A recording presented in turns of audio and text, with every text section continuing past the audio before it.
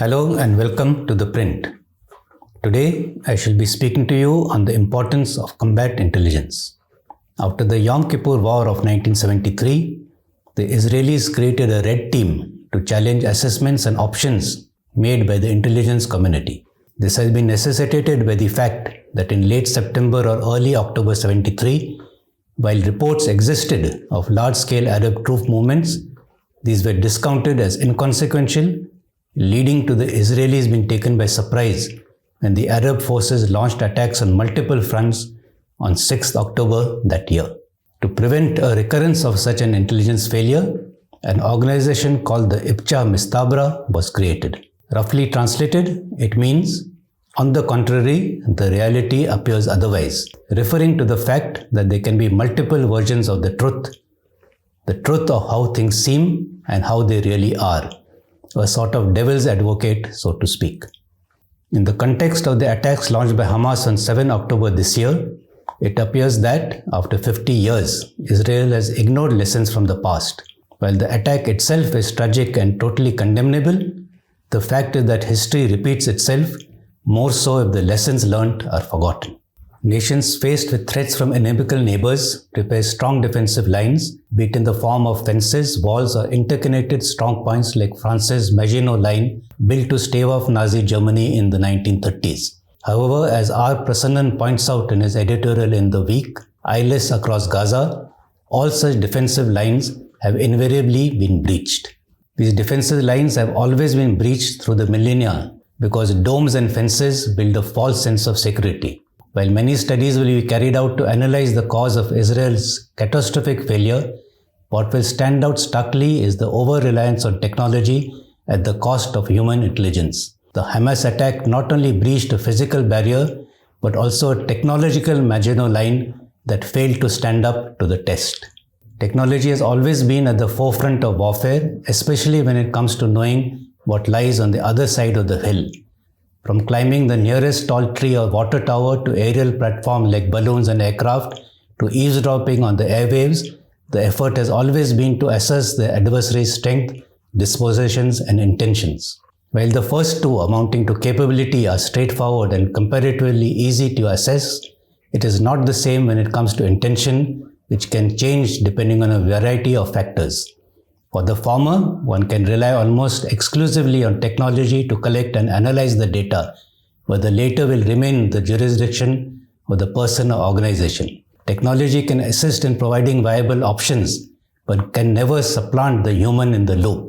Human eyes and ears in the enemy camp are indispensable. Moreover, technology itself is susceptible to being deceived or manipulated. It is the human mind that has developed these high-tech systems. The same human will also develop the countermeasures to defeat these systems. Therefore, over-reliance on technology is fraught with danger. High-tech solutions can easily be defeated by low-tech ones. Flooding cyberspace by voluminous amounts of data will hide real intelligence in plain sight. Putting seemingly unrelated bits and bytes of information to make a coherent intelligence picture will require intuitive thinking. Even a change in leadership can materially affect the intent. The bottom line is, notwithstanding advances in technology, including artificial intelligence and machine learning, the human in the loop will remain paramount. India has also more or less fenced off its borders with Pakistan, both along the international border as well as the line of control and with Bangladesh. The fence is a formidable deterrent comprising double rows of fencing with the gap in between filled with coils of concertina wire. The entire stretch of the fence along the IB is illuminated and can be seen even from the air. On the LC, the fence, the anti-infiltration obstacle system, has some additional security features. As with all other obstacles, this too serves only as a deterrent.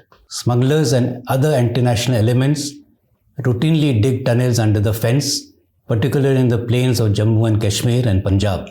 The use of drones to drop contraband, arms and ammunition has further reduced the effectiveness of the fence. The fencing therefore only acts as a tripwire for a more coordinated physical response. Fortunately for us, the entire stretch of the fencing is kept under surveillance and physical patrolling is being carried out. While technology is being leveraged, the aspect of boots on ground is not being lost sight of. This is particularly true of the LC with Pakistan, where infiltration attempts continue unabated. While most attempts are thwarted through a kinetic response, it would be unrealistic to surmise that there has been no infiltration at all. The terrorists have the element of surprise on their side, being able to strike at a time and place of their own choosing.